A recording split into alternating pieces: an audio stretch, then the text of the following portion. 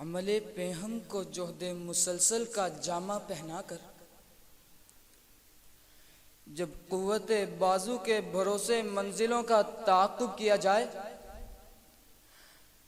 تو قدموں کی دھول منزل کا استعارہ بن جاتی ہے صدر علی وقار،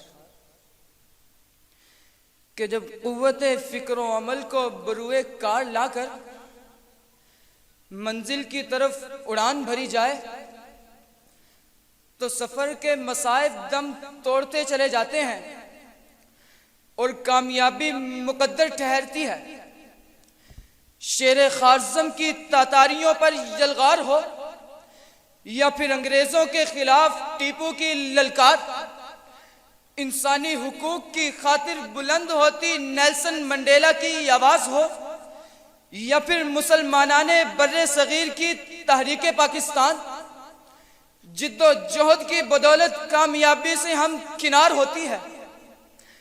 کہ واقف نہیں جو لوگ سفر کے اصول سے، سائے کی بھیک مانگ رہے ہیں ببول سے،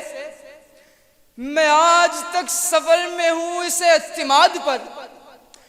کہ ابھریں گی منزلیں میرے قدموں کی دھول سے،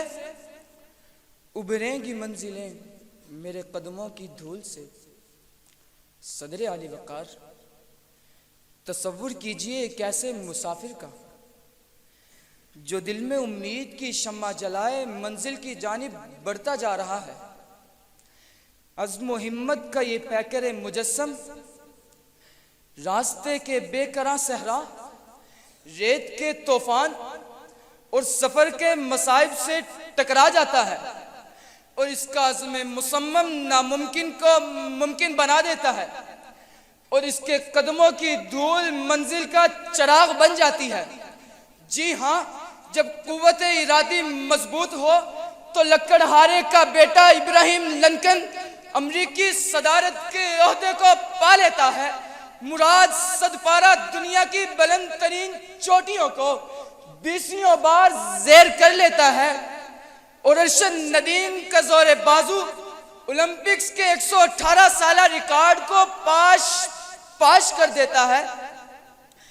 عزم ہو، حوصلہ ہو تو کوئی دیر نہیں، یہ دھول خود بنے گی منزلوں کا نشان، یہ دھول خود بنے گی منزلوں کا نشان۔